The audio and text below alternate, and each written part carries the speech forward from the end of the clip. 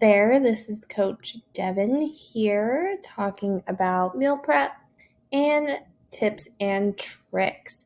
So, meal prep does not have to be scary, it doesn't have to be intimidating, especially with these tricks I am about to give you. So, let's get started. All right, so number one, stick to what you know if you are a picky eater. Stick foods you know you like, especially when it's reheated, because not all foods reheat the same. I would definitely suggest also knowing how you're going to reheat it, whether it's microwave, oven, stove, air fryer, anything like that.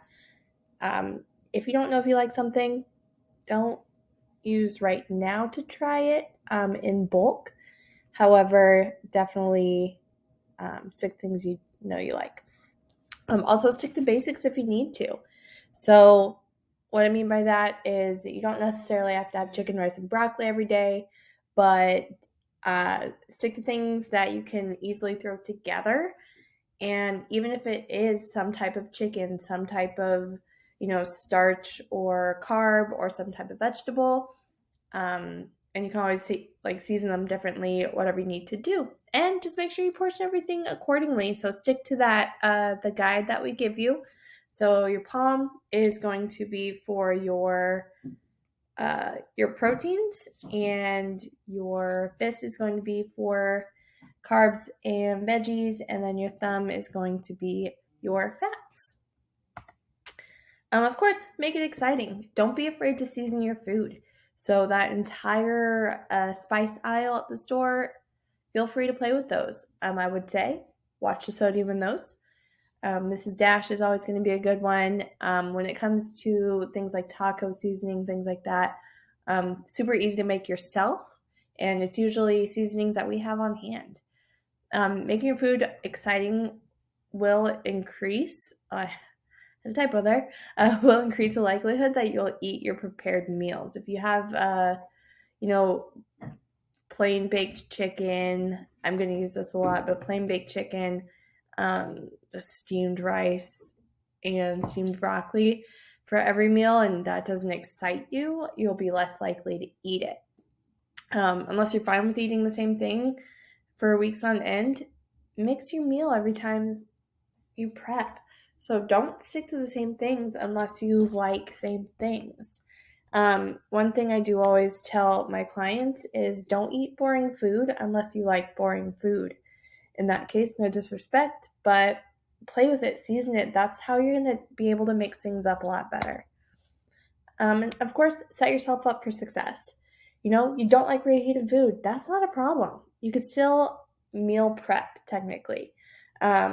Easy way to do that, cut up your vegetables, portion out your meat, season your chicken. That way when it's time to meal prep, you throw it on the grill, throw it on the pan, whatever, and it's ready to go. Again, stick to the basics. Make sure what you want is quick and easy, or make a salad. Not everybody wants to eat a salad every day, but if that's all the time, all you have time for, do it. It's fine. You can make your chicken ahead of time. You can cut up all your veggies ahead of time.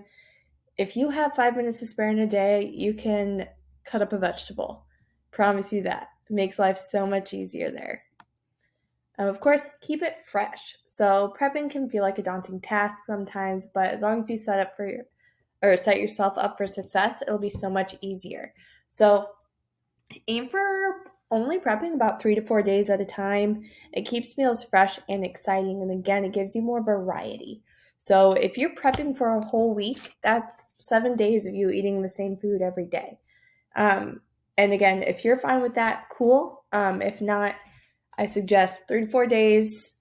Make turkey burgers and roasted red potatoes for one meal, overnight oats for another meal, and a big garden salad for dinner. And then 3 to 4 days later, you're able to have some edamame pasta with some fresh basil and chicken, and then a pork tenderloin and some little baked oatmeal bars.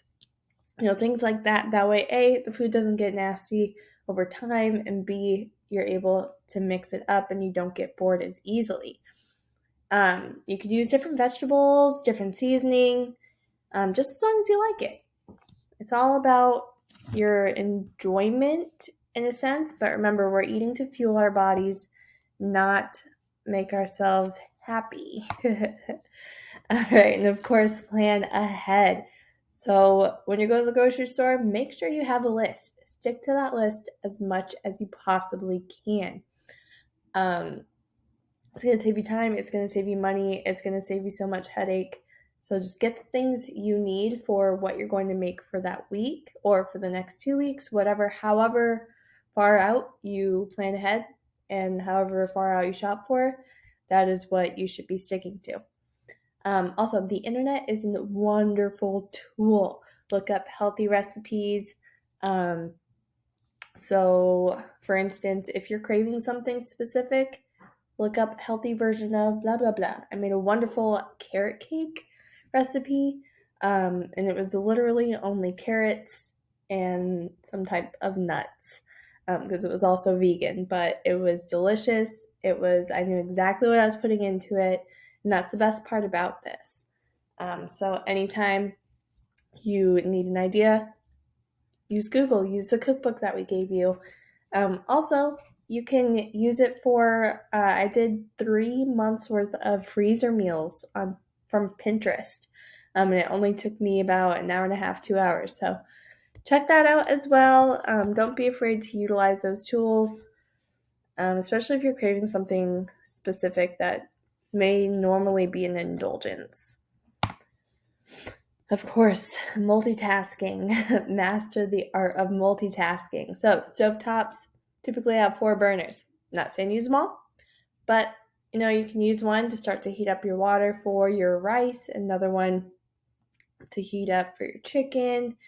Of course, there's all other appliances: air fryer, microwave, toaster oven, grill, Instant Pot. There's so many different things out there that you can utilize, and a lot of them don't require you standing over it every second of the time. Also, crock pots.